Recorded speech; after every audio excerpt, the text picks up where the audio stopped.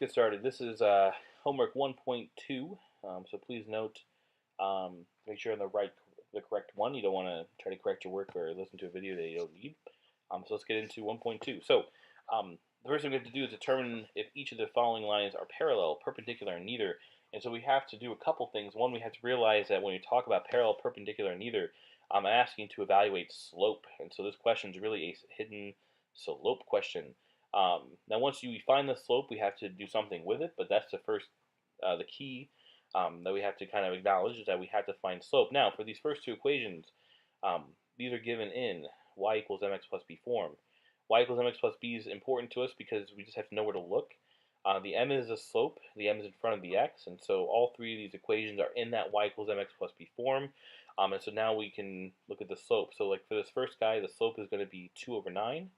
And for this guy, the slope is going to be negative, oh, that's all turning out wrong. Let's try it again.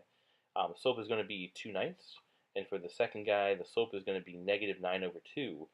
And so if we look at these slopes side by side, we can notice a couple things. One is that these equations, the slopes have flipped. And also we can note that it went from positive to negative. These are what we call opposite reciprocals.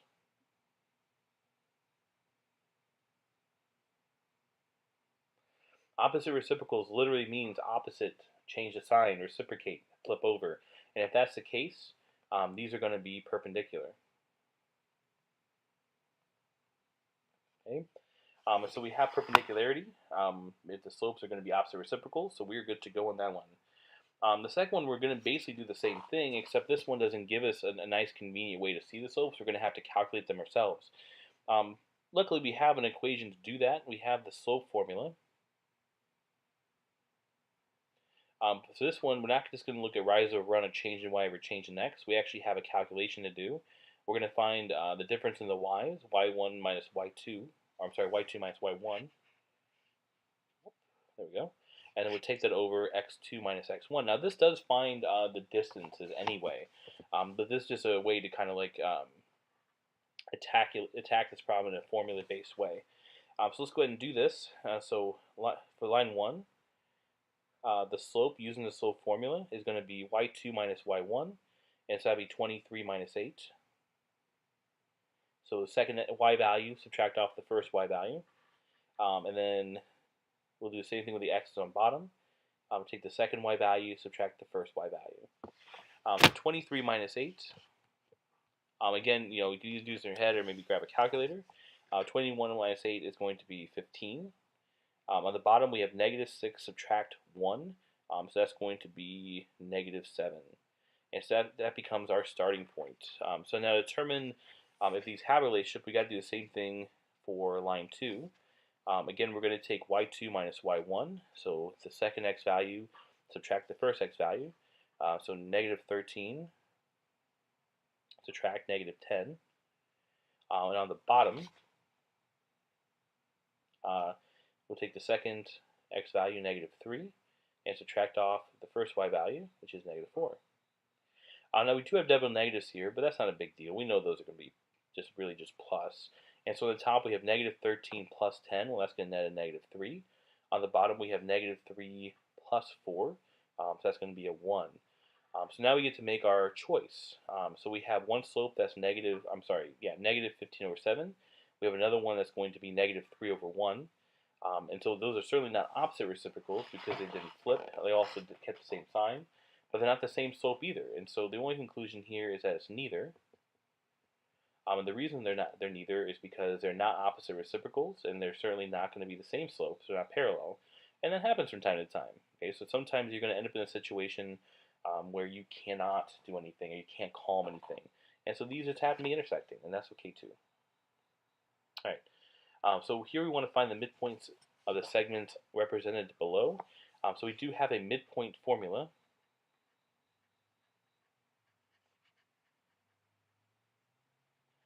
And the midpoint formula is really kind of straightforward. It's just going to be averaging the x's and averaging the y's.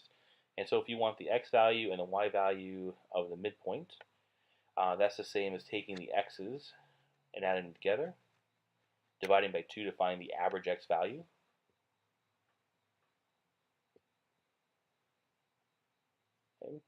And doing the same thing with the y values. Add them together, y1 plus y2 over 2. Find the average of the y. So these are actually going to be pretty straightforward problems. So to find the midpoint, MDPT, we're going to take the x values. So we have 5 and 2, and we add those together, 5 plus 2. Divide it in half so we can find the average, and do the same thing for the y's. So we have negative 10, add a negative 14, which is just going to be minus 14, because if you add a negative, of course, that's a negative, that's going to be over 2. So that'll end up being 7 halves. 5 plus 2 is 7,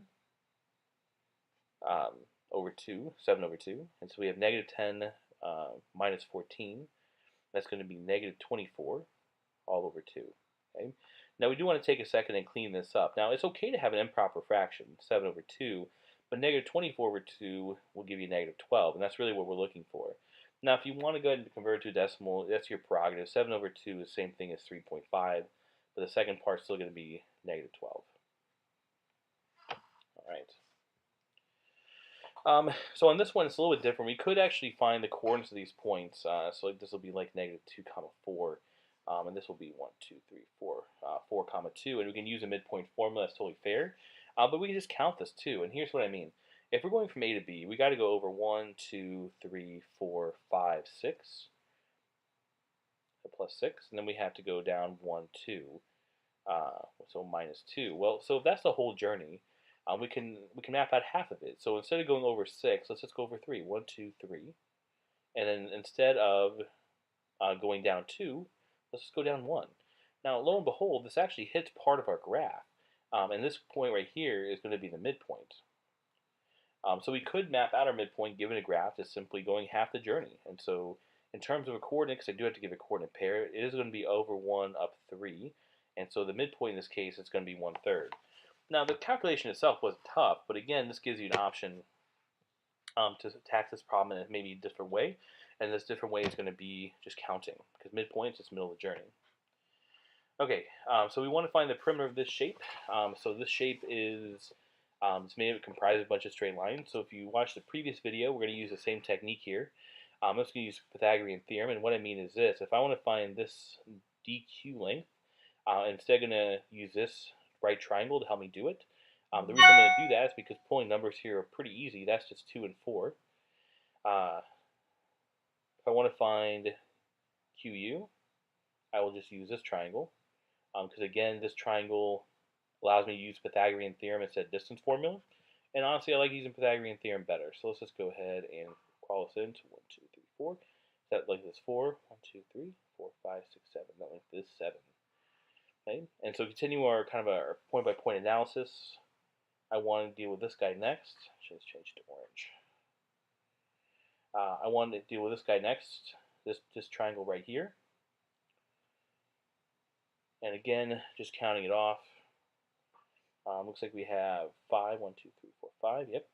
And then over looks like 10. All right. So I want to find this. I'm going to use this, because I can get the length so much easier. That's going to be 1, 1, 2, 3, 4, 5, 6, 7, and then 7. So all the prep work is done. The only thing now is to actually just use the Pythagorean theorem a bunch of times. And so for the green triangle, and I'm just going to use color codes here. So a squared plus b squared equals c squared. The calculation here will be 2 and 4, and I'm pulling that directly off that triangle there. And so that'll be 2 squared plus 4 squared equals c squared. 2 squared is 4, 4 squared is 16, and so c squared is going to be equal to 20. And so if I apply a square root on both of these guys,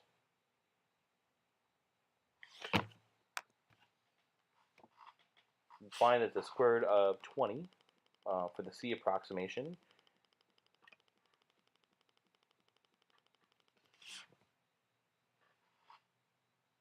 is going to be about 4.472. Okay, and so I'll go and write that in my diagram just so we can keep running total. So 4.472. Okay, and now from this point forward, like it's all going to look exactly the same. We're just going to use different values for A and B, and it looks like we're going to be pretty much finding C each time. And so for the blue section, so we're going to deal with 7 squared plus 4 squared. equals c squared. So c squared is the same thing as 49 plus 16, which makes c squared the same thing as 65. And so, of course, bringing in the square roots, c approximates to be about 8.062.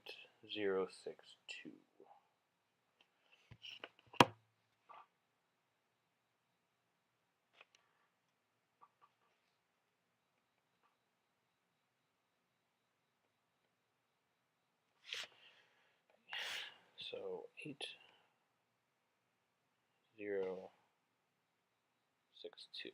Okay.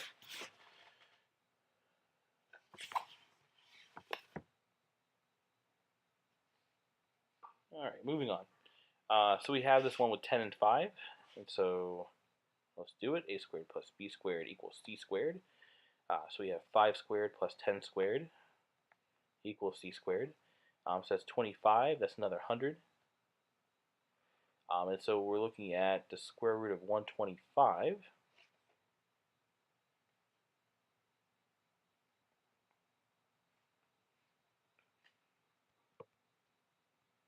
And the square root of 125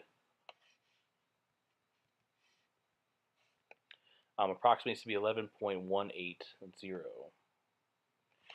so look up here, 11.180. Okay.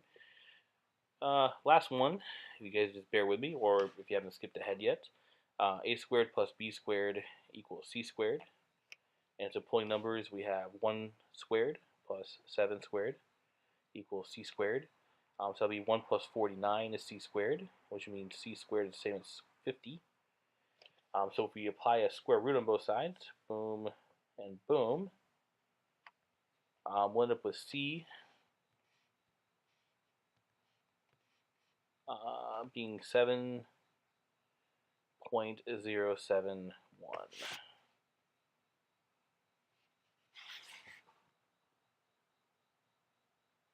Okay. Now, doing a quick check before we add these together, you can note that all these lengths are bigger than either the other two, and so excuse me.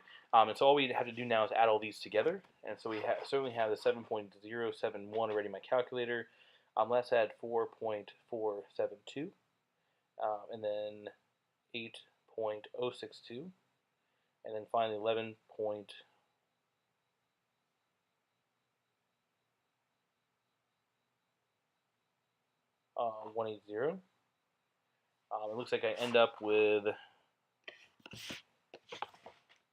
and this is an approximation, of course, the perimeter being 30.785.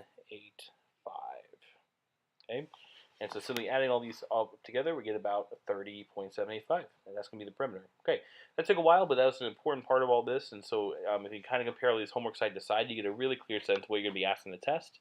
So you're going to have to be able to apply formula, solve problems, endpoints, slope, interpret them. I asked you about 300,000 of these perimeter questions, and so all these questions are fair game for the test, right? Let's talk about some notation, because this is a review from what we started the year with, which seems like a really long time ago.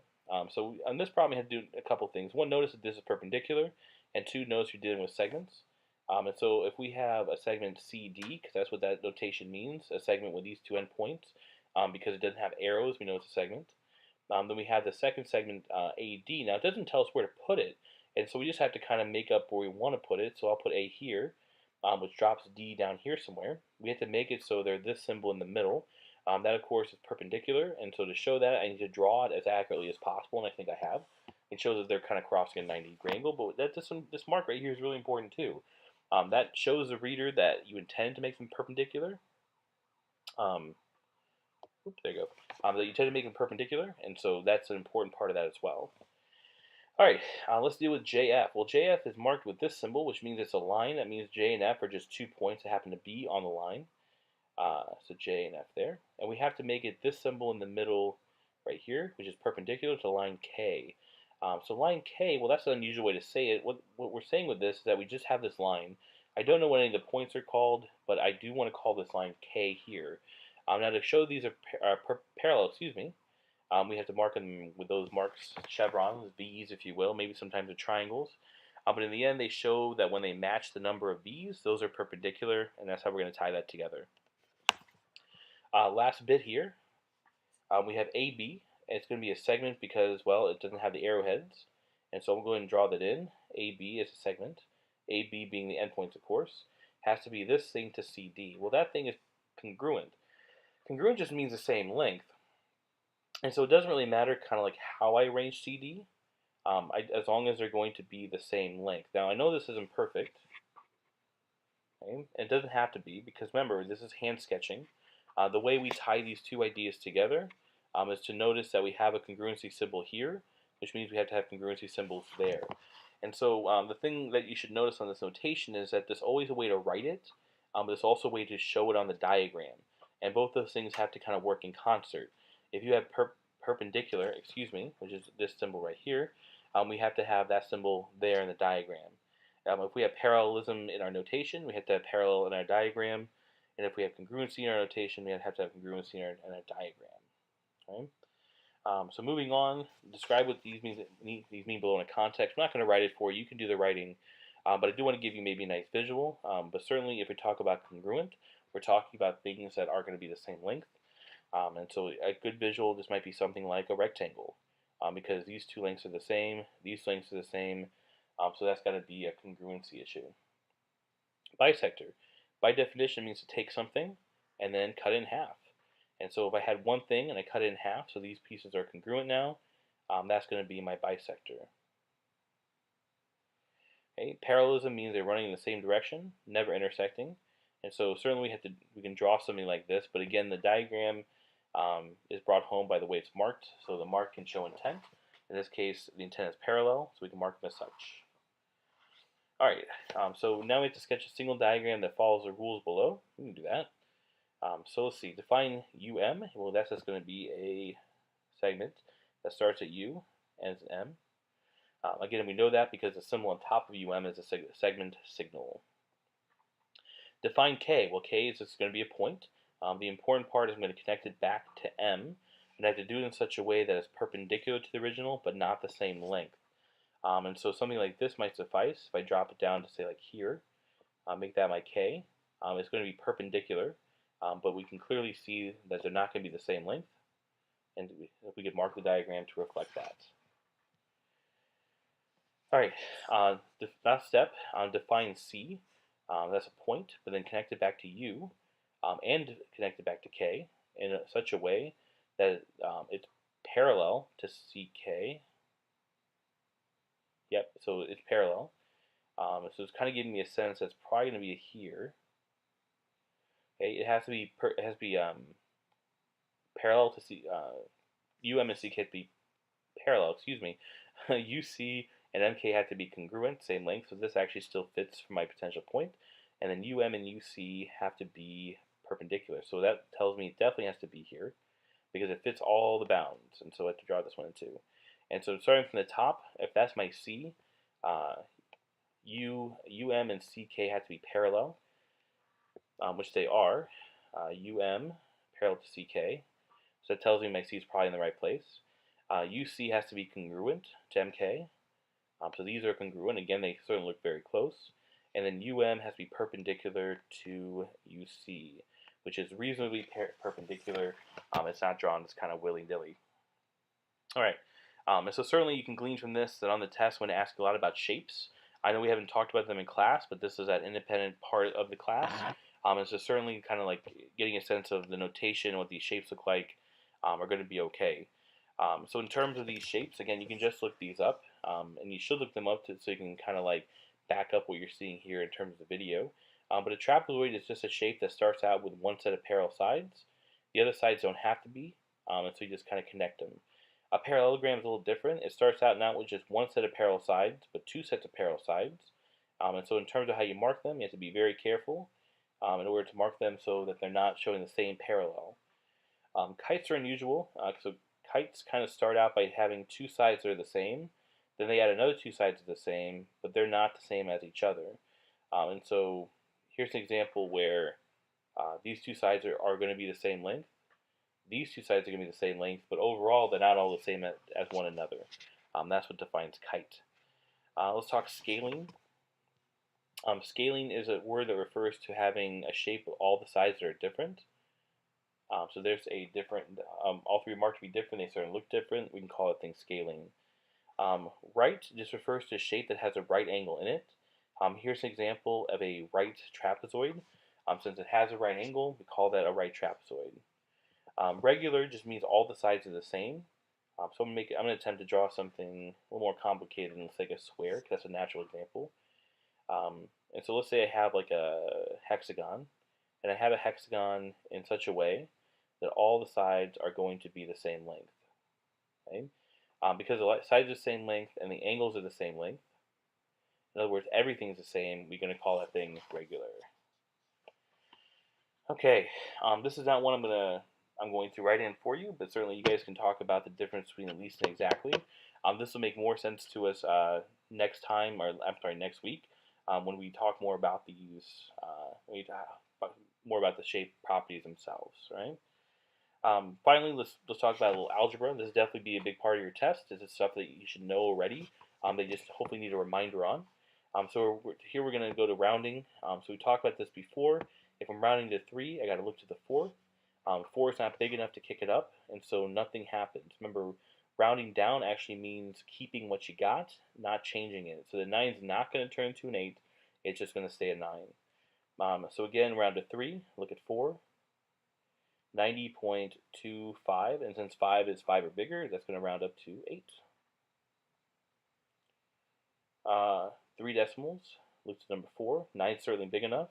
Now this is going to cause it what we call a chain, not a chain round, excuse me, but it's going to cause it to round up. So we have 0.06, and then 7 is going to turn to an 8 because 9 is big enough to kick that number up.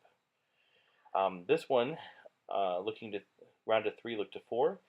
This one is going to cause what we call a chain round. And so what I mean is 9 is going to be big enough to kick up the number, so 9 is going to kick up this one. But when you kick up the 9 to a 10, that carries a decimal, that carries a decimal, that carries a decimal, that carries a decimal. And so this last 9 becomes a full 10. Okay, so that's going to be 10 with a 0, so 99 basically becomes 100. And all these 9s cleared out to 0, so we have 100.000 for the answer for that one. Let's talk about slope. Okay, so these are not actually given in y equals mx plus b form. We're trying to fool you. And the way we're trying to fool you is to move these pieces around. Like, don't get fooled by that. We just have to do a little switchy switch here.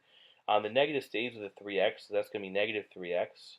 The 41 was positive, so we'll stay positive. Now, the advantage of doing this is now we can clearly see what our m value has to be. The m is the slope as it appears in front of the x value, so in this case, the m is equal to negative 3. So just because the equation is not given in kind of like the nice form, doesn't mean you can't use your algebraic skills to move these things around. Here, the trick I'm trying to pull is that I'm switching sides on you. If you don't like that, you can certainly switch them back. So we have y equals 5 over 4 x minus 1. So if you compare that to y equals mx plus b, we can certainly see that 5/4 is in the position of the m. And so we know the slope in this case is going to be 5/4. Okay, so again, don't get fooled by kind of different ways the equations are written. The rules are going to remain the same no matter what. Oh yeah, slope triangle time. Okay, so looks like I'm just going to go halfway, kind of like a midpoint. So it looks like the change in x in this case is going to be 3, and the change in y is going to be 1. Actually, it's going to be minus 1. My pen's kind of cutting out here. So if we look at the slope, we can look at it as like rise over run. Another way to look at that is change in y over change in x. And so in this particular case, the change in y is going to be minus 1, while it runs 3. And so the slope is going to be negative 1/3. And so, but now we have hopefully a lot of different examples of finding slope. So whatever technique you want is cool. Sometimes you can pull off an equation, sometimes you pull off a graph, and sometimes you have to actually calculate it, like we did seemingly hours ago. Like for this example, we're actually calculating the slope and then comparing them. So last question, and it's my favorite. Let's do a little algebra. So again, not too arduous here. This is all stuff you should well remember from last year. The first thing we're going to do is do a little distribution. So 8 stays where it is because we haven't done anything with that yet. But negative 2 times x will net a negative 2x. Negative 2 times 10 will be a negative 20 because a positive and negative is, of course, negative. And this negative 4, since we haven't done anything with it, we'll bring it on down. Alright, negative 4. Alright, let's do a little cleanup here. So I'm not going to do anything yet. I'm just going to try to combine some terms. We have negative 20, we have minus 4, so let's make that negative 24. Now we can start our algebraic process, get x by itself. Let's start first by removing this negative 24 by adding it, because adding is how you get around any negative problem. Okay, so we have this 8, and then we should be adding 24 to that. So we end up with a 32, and that's negative 2x still. Okay. Last thing, let's divide by negative 2, because that's what's in front of our x. And so our x value is going to be equal to negative 16, because that's half of what 32 is, but of course negative because the 2 is negative as well. Okay. On B, let's just get to it. So we have a negative 3x, we have a minus 8. So whenever we have more than one x value, the rule I always follow is keep the larger of the two. In this case, the larger of 2 is a negative 3x, so let's start by adding 8x to both sides.